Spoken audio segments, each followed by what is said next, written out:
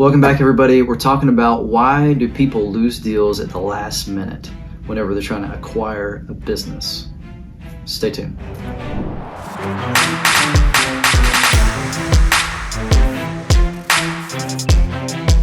Okay, so let's talk about Vanessa.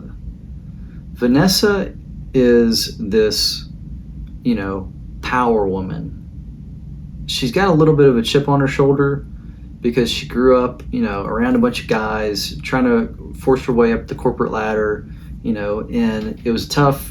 She came from the finance world. So she's a great skill set in terms of understanding what a good company looks like, being able to understand the numbers.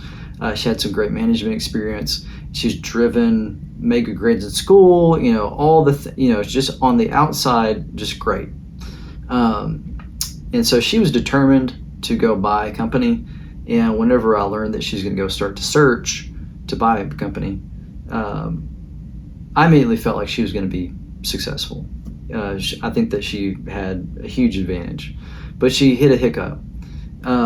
So she begins to search and is telling people, hey, if you know somebody who might be a seller, please let me know. And one of her friends in her network connects her to a guy, we'll call him Bob. He's got a business that thought that Bob might be willing to sell it. Good business. Bob's looking to retire, so it made sense. And so Vanessa and Bob go to lunch, and they have a great meeting. Everything's great. And at the end of it, they basically say, let's try to make something happen. Bob tells her what he's looking for in terms of price, tells her about the financials of the company. He actually came with a few, some financial statements and stuff, and they looked at it right there and basically shook hands on a deal and said, let's work towards finalizing an asset purchase agreement and close this thing. And, this looks great for both of us. Makes perfect sense. So everybody's excited. They leave that meeting. They start working towards the asset purchase agreement. The attorneys get involved, and they're talking with each other on a really regular basis.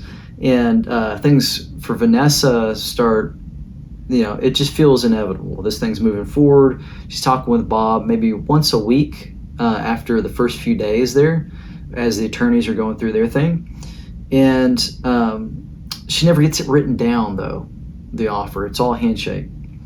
And so a few weeks go by, and all of a sudden Bob stops returning her calls, and she's not getting any more emails from Bob, and she starts getting worried. And so she reaches out to him, and she's like, hey, listen, she leaves him a voicemail. If there's anything going on, please let me know. I haven't heard from you. I just give me an update. And it's crickets. Another week goes by, and she's the kind of person who, again, she's like this powerhouse woman, so she's not going to let this guy get off the hook.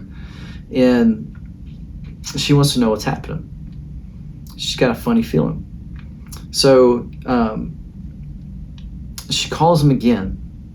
And, this is like on a Tuesday, and she calls in the morning around 10, no answer, leaves him a quick voicemail, said, hey, call me back. Around noon, she thinks, well, maybe, he's got some time around lunch. That's usually whenever I talk to him. So let me call around then. She calls, no answer. So she calls again, like around 3:30. And he finally picks up, and he's like, Vanessa, I'm sorry. I just went a different direction. I can't sell you my company. And she's like shocked. Like it's a splash of cold water on her face. And she's a little bit angry, and she starts into like, what's going on? He's like, I'm sorry, I made my decision, and he hangs up. So she's like obviously irate at this moment and not going to have it. And so she ends up deciding, I'm going to go talk to my contact about what's going on. So she calls him, see he can't do anything. And she calls another friend who knows the guy. He's like, I'm sorry, I called him, talked to him, he's made his decision. So she's like, okay, I'm going to go to his house, and I'm going to find out what's going on. And so she goes over to the guy's house and knocks on the door, and the door opens, and it's Bob's wife. And Bob's wife's basically like, hey, you must be Vanessa. Heard a lot about you. And you heard right, Bob's not going to sell to you. And Vanessa's like, looks at her and she's like, why? And Bob's wife looks back at Vanessa, and these are two, women. They, there's a little bit of like, I think the way that it was described to me, Bob's wife felt sorry for Vanessa and wanted to go into more about why. And she basically says to Vanessa, listen, he got another offer at the last minute. He kept shopping it just to see if he'd get a better price. And he did. He got maybe 10% more. Didn't have he was scared of, honestly hurting your feelings if he came back to you with a price increase. And so I told him he shouldn't do it, but he went with the other offer, and it's done. It's a done deal. And so Vanessa's like, tries to lobby to get some kind of room to negotiate and kick this thing off again. And Bob's wife basically says, I'm sorry, and shuts the door. And so Vanessa's like shook. She feels like she's a failure, and she's wondering where did this all go wrong? And so this is the lesson in all this is there's lots of different little steps in between the big milestones between when you talk to and agree to do a deal with somebody and when you actually close it. And making sure that you keep a tight loop of communication. You have some mini milestones that keep people recommitting to the deal. That's the key to make sure that you get to the finish line, you get to closing. And Vanessa just missed it because she assumed that this was such a good deal that she didn't have to go through these tiny little steps that they're a little tedious, they're a little uncomfortable because you're forcing people to say, are you in or are you out?